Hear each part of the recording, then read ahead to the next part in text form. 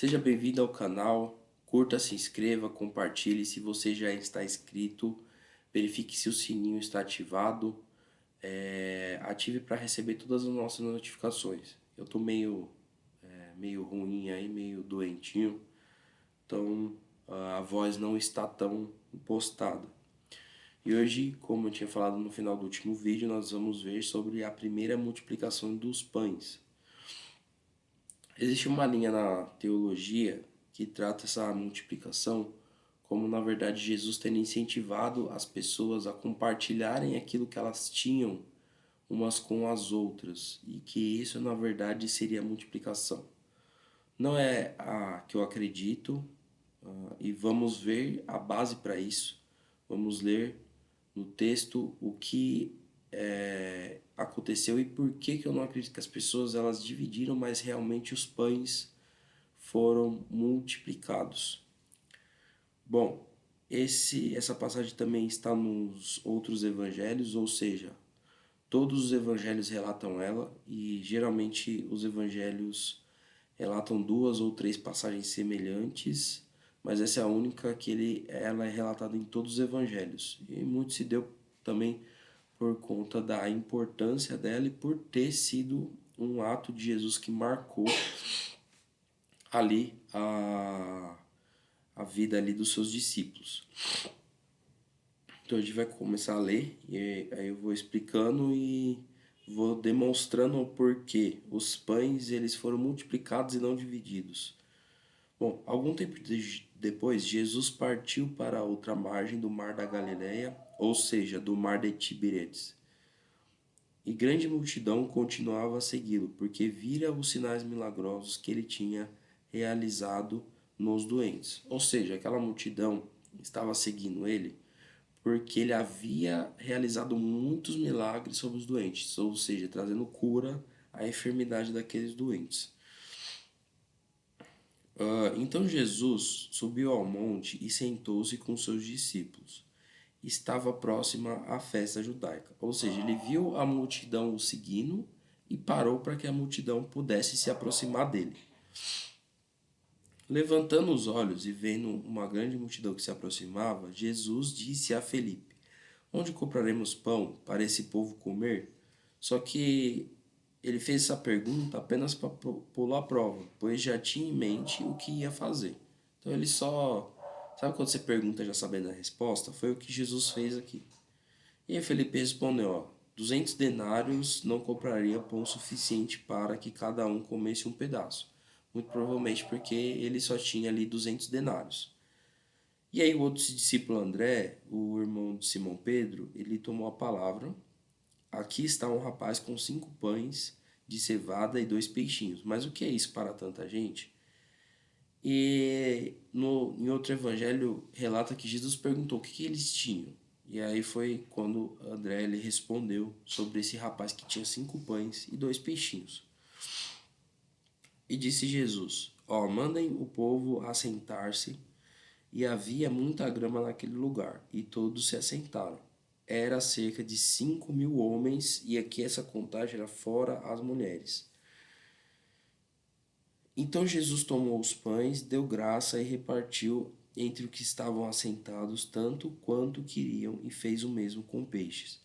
Então, naquela época, geralmente se fazia a contagem de homens e não de mulheres nem de crianças.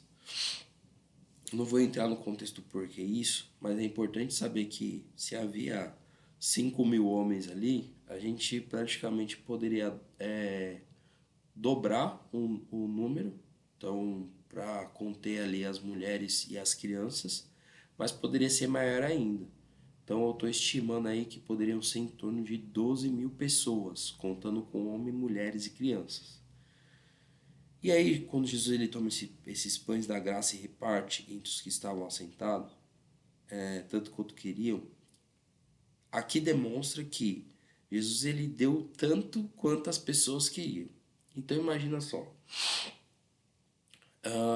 estimando que as pessoas para se saciarem consomem aí 400 gramas de alimento, e eu tô falando isso assim, chutando baixo, porque poderia ser bem mais, poderia ser cerca de 500, 800 gramas em média. Então, chutar baixo aqui, 500 gramas em média.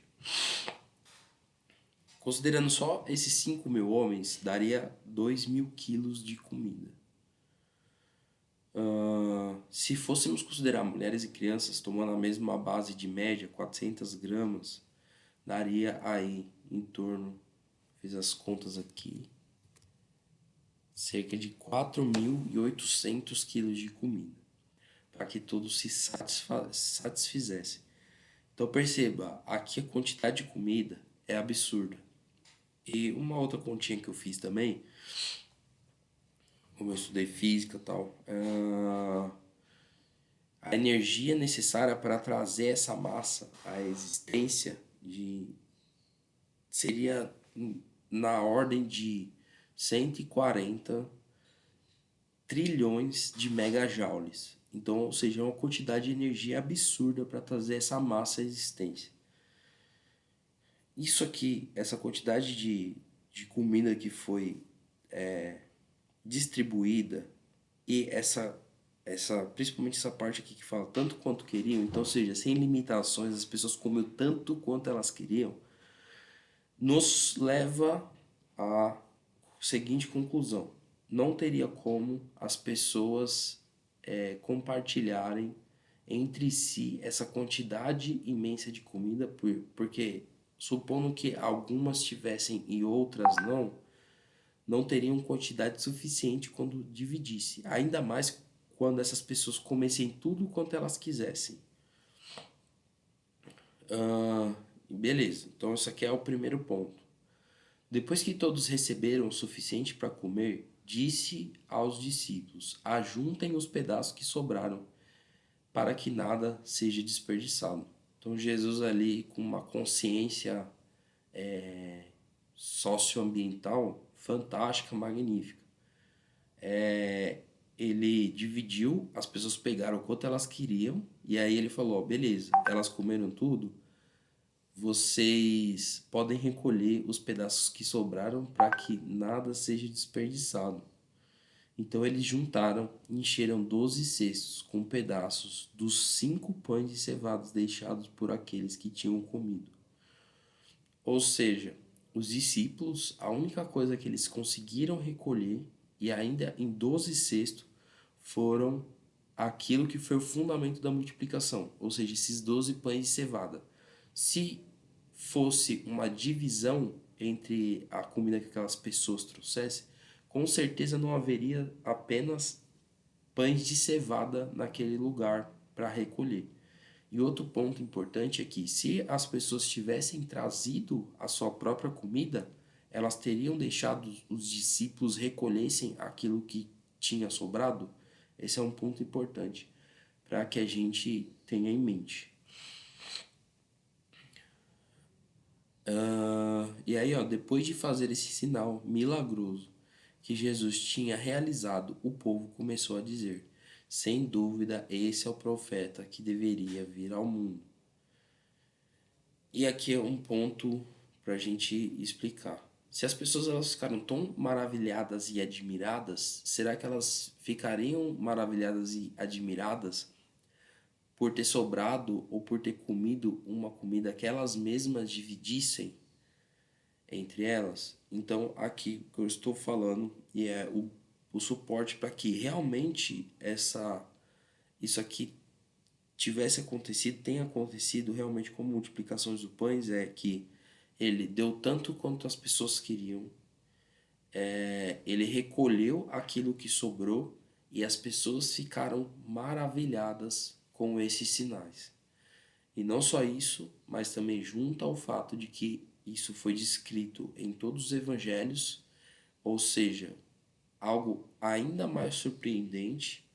E tomando como base todas essas premissas, a única conclusão que a gente pode chegar, tendo como base as hipóteses de que as pessoas dividiram entre elas ou Jesus multiplicou os pães, é que Jesus realmente multiplicou os pães.